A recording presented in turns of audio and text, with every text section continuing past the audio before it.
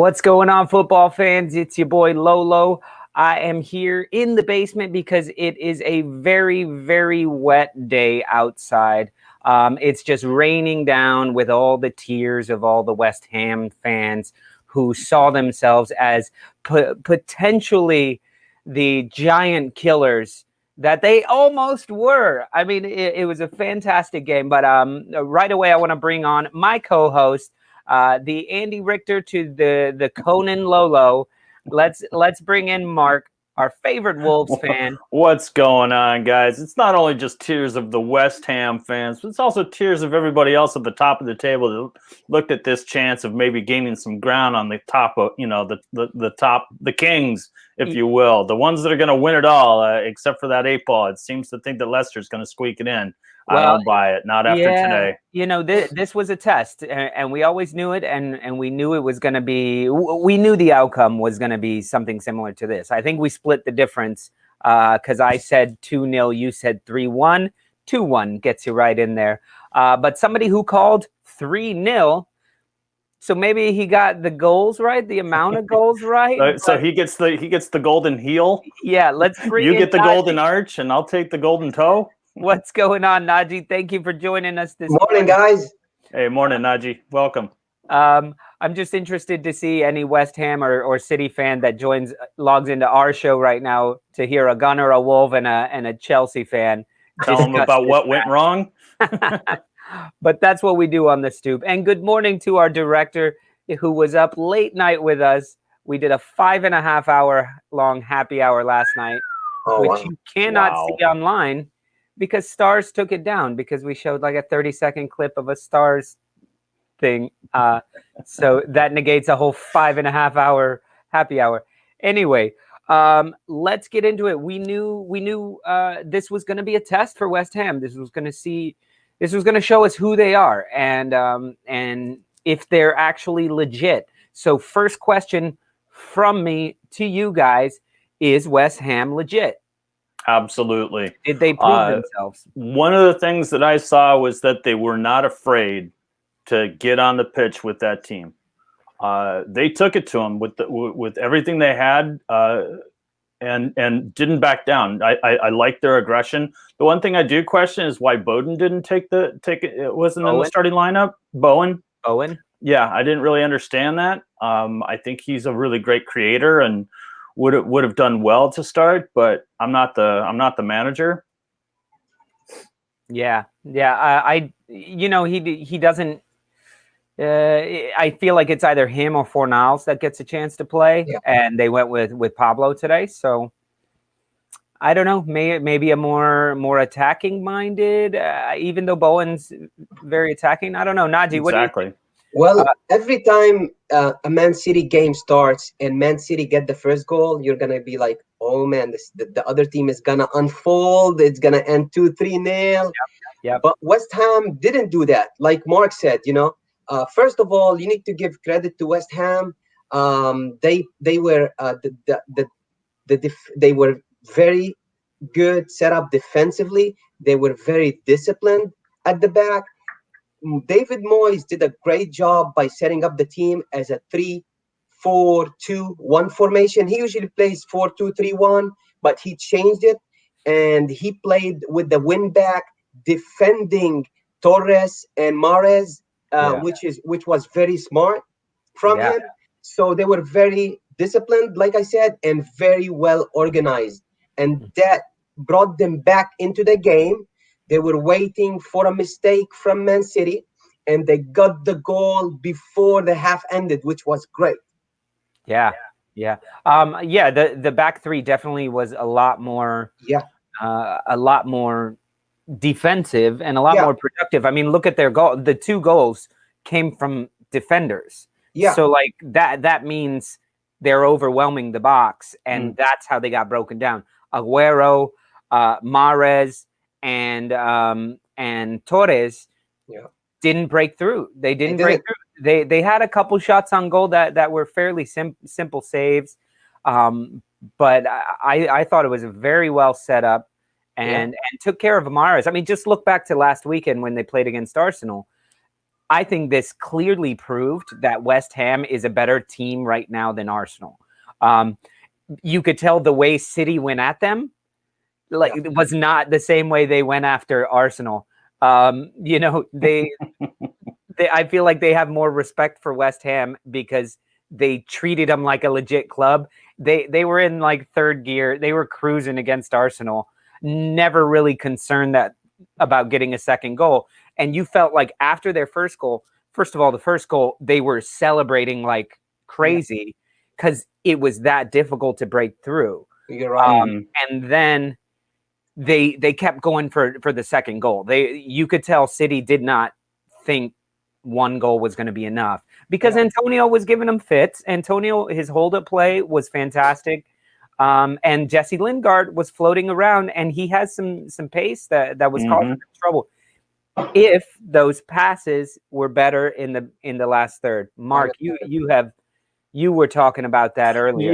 Yeah. I mean, there were times where I would get very, very excited about the counter, and it just seemed like it would just kind of break down in the final third of the pitch, with just like an errant pass here, or just not enough oomph there. And a couple of those are on Lingard.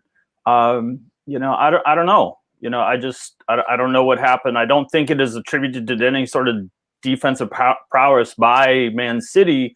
But hey, what do I know?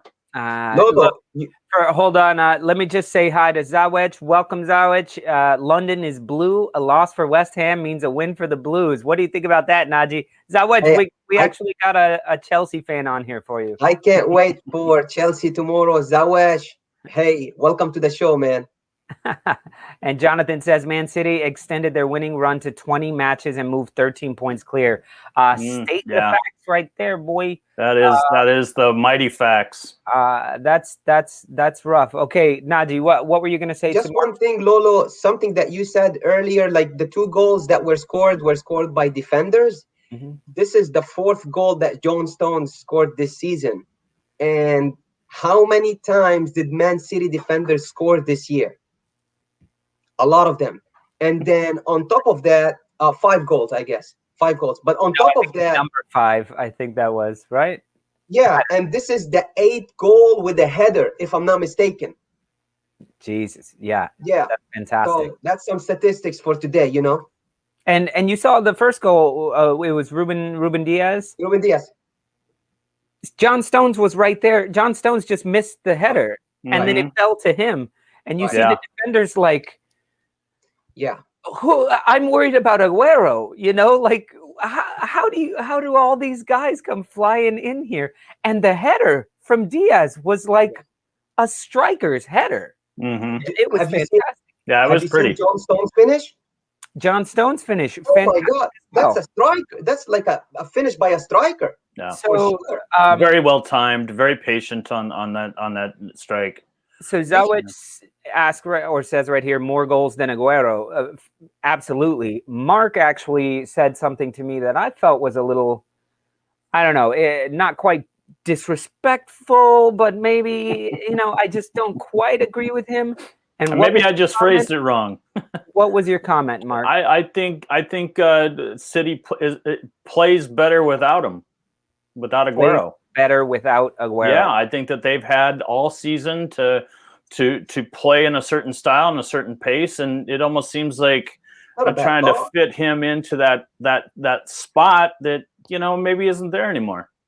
What that may be true that entire spot may be gone. When Aguero is fit, he's the best striker in the Premier League. I think what Mark is saying, that position is kind of no longer even there. Yeah. The striker role on City is not even there. Yeah. So I mean, sometimes you would scratch your head when you see Jesus and Aguero on the bench. Yeah. And he's starting with Mahrez, Foden, and Bernardo Silva. But Naji, I asked Lolo this. Does Aguero look bigger? Does he look kind of bulkier than what he did last year? Yeah, he's not fitter. Yeah, you're right. Yeah. He's a little bit bigger. He's not that fit. He hasn't been training that much he got coronavirus, as you guys know too. Yeah, it slowed him down. But you need to give credit to City today. That's how champions win in the Premier League. You don't have to play champagne football every game and win 3-4-0 to be a champion and a good champion. You need to grind out results. They won 1-0 against Arsenal, and now they won 2-1 against West Ham. Very tough game, but they won that game. So that's how you build confidence. That's how you go approach each game. Like even if you don't play well, we're gonna get 3 points today and move forward. 13 points. That put a lot of pressure on United tomorrow. And if United sit back tomorrow, that's gonna be a problem, which they will, like I said, they will do. I hope they come up forward and play like Chelsea will play tomorrow, and that would be a great game if they do. Oh, Chelsea United is going to be so boring tomorrow. Oh, I have a feeling it's not going to be. By the way, I got to ask, champagne football. I love that phrase. Was that someone that James met in Montreal? I'm not really sure. Hello, my name is Champagne Football. Would you like a lap dance? Yes, definitely. Tiki-taka football, they call it sometimes. Just like pretty football, you know. The way that who did they play right before Arsenal? I forget, but City has just been able to dominate the midfield, and I thought today, City had a ton of possession, but I thought today there were more feet flying in. Souček, Declan Rice, interception, or not quite interceptions, but blocking a pass, and then somebody else from City getting the fumbled ball, but. They were definitely battling a lot better than Arsenal were in the midfield today, and the defense was the defense. I thought the defense played really well. Good morning, Calvin. How are you? Cheers, Cal. But I thought good to hear from you. Overall, not too many chances by Man City today. No. Like I said, they dominated, but the final third, like you said, they didn't create that many chances. And at the same time, West Ham had more chances than what they thought they would have. Yeah, we mentioned that in the preview show for this match that City don't give you many opportunities. Right. And I was surprised to see Ederson working as hard as he was because they kept putting it on him. Yeah, they may not have been quality shots on goal, but they were there. They were attacking, and you had 8 or 9 City players in the box there. Antonio had one that he always smashes in, and he missed. I think it went off the edge of the post. Yeah. But and he was even shocked. Like, wait, those usually. Nobody touched that? Like, how did that not go in? Right. Did you see when Antonio just smashed into Ederson? And I thought he was going to break in half. Ederson stayed up until the end of the play and then just crumbled. That just shows you just how tough that boy is. And I'm talking Ederson is tough. That's a legit hit, and there was no foul because he just smashed him. He actually got to it. It was his priority on it. When you play City, the most important thing is to get as many crosses inside the box, fouls, corners. Even when they get a free kick in the middle of the field, they would all go forward because that's the way you have to do it. They have Souček is a big guy, Declan Rice is a big guy, Antonio is a big guy, Dawson is a big guy, so Diop is a big guy. So that was part of the plan. But unfortunately, they didn't have a good cross where they could benefit from it today. Yeah. Yeah, because it did kind of feel like anytime they were pressing forward or pushing forward West Ham, that it was like, oh, okay, come on, guys. It was a little bit more chaotic than they have been in the past few matches because they're like, oh shit, we have the ball in our own half. Come on. Right. Yeah. And that's where a pass was off. Like they tried to thread something through instead of bringing it back around. Things like that where, I mean, you can't force the ball against City. You just can't. Yeah. Do you guys see a future of Lingard at West Ham going forward? Like next I year? would hope so. I would really hope so. I say he's the signing of the winter. Yeah. You know, and he's proven in just a few games to do so much and mean so much to that team and bring an additional dynamic, you know, especially now that they have Antonio back. Yeah. You know, and it's like, yeah, I hope he has a future there. Well, it's definitely not Kabak, you know, the Liverpool defender. No, definitely not. I think him and Antonio could be a really good partnership because Antonio, his physical hold-up play, his speed, his aggression, he's like a way better Adama Traore. You know, he's just got so much more in his bat belt. Yeah. But then having kind of a loose winger, false 9, number 10 in there, you know, of Jesse Lingard, who has the speed and the intelligence to cut in, cut around. And let's not forget, he was on Man United for a very long time. And so you have the big club mentality with him. He knows in his head that he is a big club player. Yeah. So he's going to bring that. Like, I thought he brought it today. I thought he treated this like a Manchester derby. Yeah, because it has been his whole career. Yeah, he did. Right. The only thing I think about Lingard is that he doesn't have a place at United. That's what I thought, especially now that they got the new guy. I think he's done there. And you got Greenwood coming up, and if they re-sign Cavani, that means Martial is gonna play on the wing as well. They got Dan James is doing great lately. James, he was, and you know. So that's the only reason I think Lingard is gonna be like, hey guys, do you want me next year? Am I gonna get opportunities next year? Like William did with Chelsea. They're like, you know what? We can keep you, but that doesn't mean we're gonna guarantee you a place. And then you run away from Chelsea to go to Arsenal because you thought that you were gonna get some games there. Yeah, listen, I think Man United, their ownership is a bunch of dicks, and what they're gonna do is they're seeing how well he's doing, and they're gonna bring him back, and then send him, like, sell him to somebody in Europe, just because they're like, wait a minute, we gave him to West Ham. Yeah, we didn't mean to give him to a top 4 team. Right. You know, and they're kind of dickheads where they're gonna go like, no, Jesse, come back. We're sending you to Lazio. Yeah. Like, what the fuck? I know.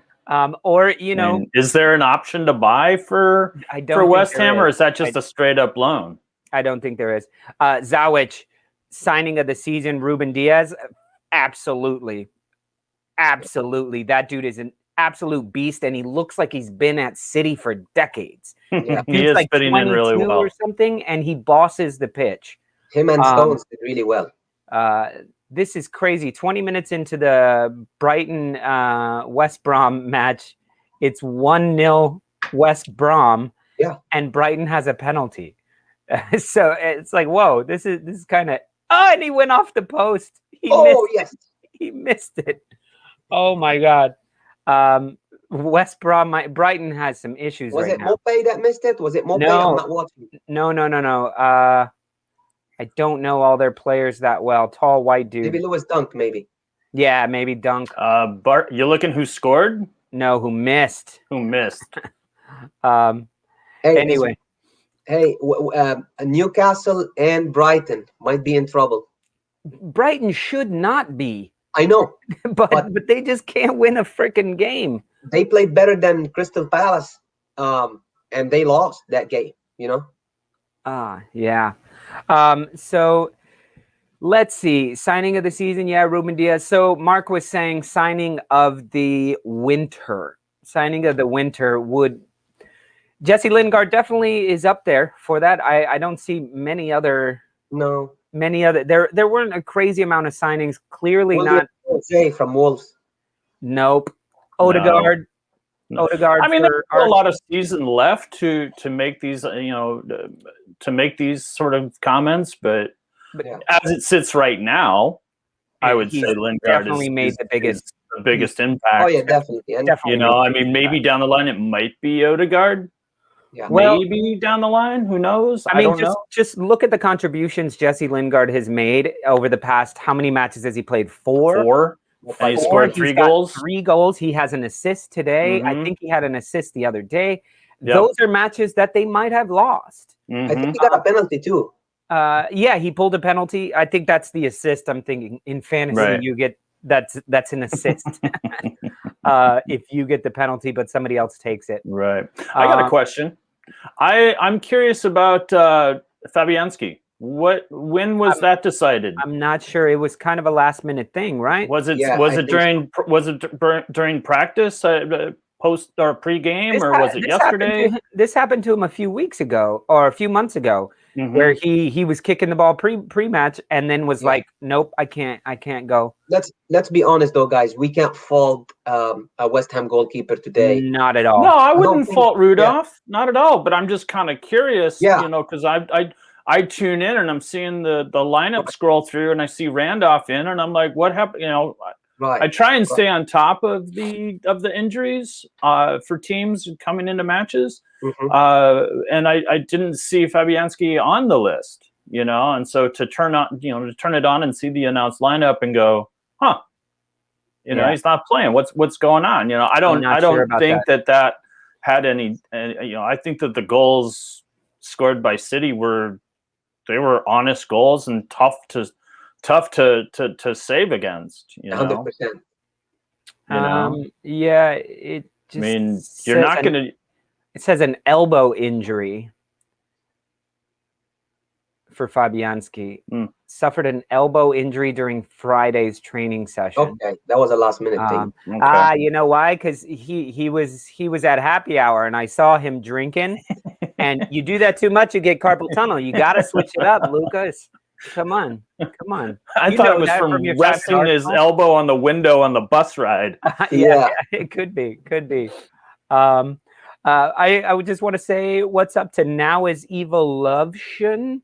Looks like a Leeds fan here from Northern England. Listen, we gave our Villa and Leeds predictions in the weekend watch list. You can check out that video down below. I'm sure they're all down or in the side up here. But just for a quick one, I said 4-3 Leeds. I said 4-1. Mark said 4-1. Naji said 2-1. 2-1. Yeah, there you go, Marcelo. This one, I think it's going to be a fantastic game. And by the way, guys, Grealish is out for a few weeks. Yeah, he's out. He's out for 4 to 6. Yeah. And so Zawich has some funny stuff to say here. Thoughts on Haaland coming over to Chelsea? I don't think so. Not a chance. You've got too many. You can't do shit with the players you have. Yeah. What are you going to add? I think Haaland is staying at Dortmund for another year, and he missed. Look, he was given the chance to go to Man United. He didn't. He preferred to stay at Dortmund, and he wanted to play for those 80,000 fans. Dortmund have fantastic fans, and he wants to play for them at least another year. But in the summer, Jadon Sancho is the one that's gonna leave because they're not gonna make the Champions League next year. Dortmund is far away from the Champions League spot right now. They're not gonna make it, and for that reason, Jadon Sancho is the one that's gonna be leaving. And where's he going? Man United, you think? Man United, maybe, and that's gonna leave Lingard lesser chance to play. But I think he's gonna go to Man United. It's 75% Man United. Yeah, and I'm taking that other 25%, going to the Mighty Whites, just like Now is Evil Loveshin says. Haaland is a Leeds boy, born and bred. His papa played. You know, you see him in the international matches. If he's ever playing in an international match against a Leeds player, he swaps shirts with them because he loves it. So I've already said my piece on Haaland coming to Leeds. I think he ends his career at Leeds. His father played for Leeds before, so you know. Born and bred. No, we like the first bred. Yeah, exactly. Especially I'm on no carbs these it's days. breakfast, so we need some reading toast. bread is nice for me. Fantastic. Let's go man of the match. Let's get back to Man City, West Ham. Man of the match, I believe, was John Stones. Yeah, that's what I saw. What are your thoughts on that, Naji? I agree with you. John Stones is man of the Not match. with me. I didn't say it. Oh, I agree with Mark. John Stones is No, man it's of the the match. official. It's the It's the official. official man of the match. We never agree with me because I'm probably wrong. And we both probably picked like friggin' Leeds players anyway. We pick Rafinha always. He's the man of the match no matter what match. Right. You close your eyes and say Rafinha. Yeah, exactly. But I mean, he scored the winner today. They played great defense. They played very well at the back. I mean, West Ham didn't come to sit back, So it was a lot of pressure on Man City defense. He scored the winner, a fantastic winner, like a striker. Yeah. And I think he deserved to be back into the starting lineup. Guardiola is bringing him back. He's been great, and he didn't play that bad today. I think he is man of the match today for me. Yeah, definitely. Mark, your thoughts? Well, based on that very, very beautiful pass on the first goal, I thought maybe I would give it to De Bruyne. I thought Ederson played very. There he is. I thought Ederson played very well. Why not give me another one? So I'm not really sure. I'm kind of torn. I don't know. I mean, I guess maybe Stones, but I'm not sure about that. I mean, it was a very pretty goal, very patient goal, very well thought goal, very smart goal. Yeah. I don't think he's man of the match. So yeah, I don't know. I'm torn between Ederson and De Bruyne.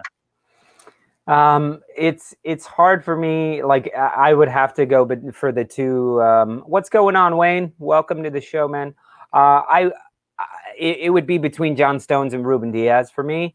But I guess John Stones maybe play. I don't know. They're both goals were fantastic. Yeah, but their defending was fantastic.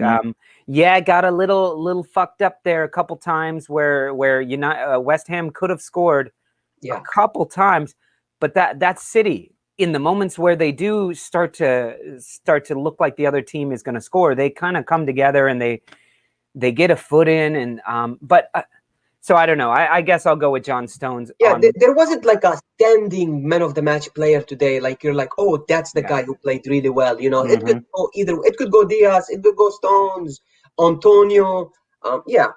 Yeah. I mean, this is absolutely crazy right here. Give me 1 second. I'm gonna show you this photo, which is just nuts. Let me pull this up. So who would you say is was the best player on West Ham today? Antonio. I would give it to Antonio hands down. I mean, he's back in the mix. He's ready to play. I don't think he's feeling any of the effects of the hamstring issue that he had. I think even like in today's game, there was a moment where he had a shot on goal and he looked like he was going to make this crazy move on it, but you could just see him kind of hesitate and go, I don't want to hurt myself again. Yeah. I think he was the best player. Yeah. So I just want to ask this. How absolutely ridiculous is this bench? This is Man City's bench. Yeah. That's crazy. 100% starters. Maybe Zach Steffen isn't a starter. Yeah. But who knows? Maybe he starts for one of the teams down near the bottom. But every single other person on this list is a hands down starter in 90% of the teams. Exactly. This is unbelievable. Yeah. 100%. Like they're resting Phil Foden, Bernardo Silva, João Cancelo, Rodri, even Laporte has been great. I'm not even mentioning Sterling and Jesus. Yeah. Ben Mendy. Sterling got the night off. Saved their ass in the Champions League this week, or not saved their ass, but got the winner. Another defender getting a winner. Like, It's ridiculous how deep they are. Like what when they were saying earlier in the season how Man City is they're depleted, you know, I don't even know what team they're gonna field. Shut up. Yeah, that's always been Pep Guardiola's emo with that. He always liked to switch players. He's always liked to have a good depth in the squad, and that's what.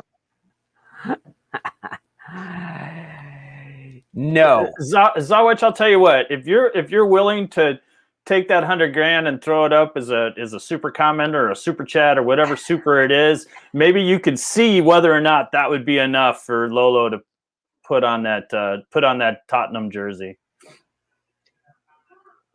Yeah. Put your money where your mouth is. 100,000. 100,000. Yeah, I don't think so. Tottenham suck. Tottenham suck. Yeah. Get out of here with that. Yeah, that's Liverpool's problem this year, though. What was that? That's Liverpool problem this year. They didn't have any depth in the squad. They were relying on James Milner and Curtis Jones, and no, you can't win the league like that. I think they had decent depth. It's just all has been depleted over the course of the season. Yeah, but that's the thing. I mean, you're losing a player, but there's nobody to replace him. Yeah. And you're gonna play 3 games in 10 days. 3 games in 10 days. That's not gonna cut it for you. Mm-hmm. Yeah. Now I was listening to a theory about that. Well, not a theory, but a kind of explanation for. So Virgil van Dijk, he's a 1 in a million player, right? Yeah. If not more. So if you lose him, there's no chance in hell you have anyone who could replace him because he is a 1 in a million. And if you did have somebody on the bench who could replace him, he wouldn't stay at the team because he'd be poached by another club. If you can't have Virgil van Dijk on the bench. Right. Now, that being said, I'm sitting here looking at, like, that all makes sense to me. But that being said, looking over here at Man City's bench, they got João Cancelo on the bench. Yeah. They got John Stones has been sitting on the bench, who we're talking about man of the match. Yeah. He's been sitting on the bench forever. So is it possible? Is it possible? Spurs suck. Yeah, Lana. Sergio Ramos Cerdo. Sergio Ramos, I'm surprised that Liverpool didn't try to pull Sergio Ramos over. They got Thiago. They're looking for old guys to replace him. So I don't know. But you know what I mean? Like, clearly you can't have, like, there's no substitute for Kevin De Bruyne that's going to fill Kevin De Bruyne's shoes. Yeah. There's no substitute that's going to fill Virgil van Dijk's shoes. At least not on your bench. But then City loses Kevin De Bruyne and Gundogan is playing out of his mind. So are we wrong there? Are other teams just doing it wrong and Pep is just doing it so right? There's a cliche called next man's up, sometimes. Yeah. And we've been talking about went out. And guess what? Gundogan stepped up. Yeah. 10 goals in like 13 games for Man City. And they stayed there. Foden got a couple of starts and he did really well. Yeah. Foden is a superstar. He's gonna be a superstar one day. And you know what? It's so weird that you don't hear anything about Foden's disgruntled for not getting enough playing time. Well, he's 20 years old, They're going like, I'm learning, I'm getting better, and I'm gonna take home a medal. And winning titles, exactly. Winning titles, playing with one of the best coaches in the world. This will be his second title, right? His second Premier League title. He was on the squad. That's crazy. 2 years ago. He's 20 years old. And, they're up for the quadruple this year, which isn't out of the realm of possibility. They're a team, Man City is a team that is just sort of easing their way through, cutting through teams like butter. And when they have to break a sweat, like today, I think they did have to break a sweat. Yeah. They did it. And it wasn't Sergio Aguero, Gabriel Jesus. Raheem Sterling didn't even get off the bench. Phil Foden came on. put in a couple crosses, but that's it. Mm-hmm. De Bruyne puts in a world-class cross, and there's a two world-class center backs there ready to head the ball in. You have to be ready to win ugly sometimes. And the one against Arsenal, that wasn't pretty, and today that wasn't pretty, but you have to win these games. 3 points, 13 points now away from Man United. Yeah, and they're just clearing away. So what does this mean for you, a Chelsea fan? Naji, what does this mean for you? Because it's almost the best outcome for you. You were probably looking for a West Ham loss. Yeah. Because I think you guys can jump them. Yeah, we can. Tomorrow. Tomorrow, yeah. Yeah. Like I said, I feel that, like I told you guys, I feel it's gonna end in a draw tomorrow. My prediction was 2-2. I still feel it that way.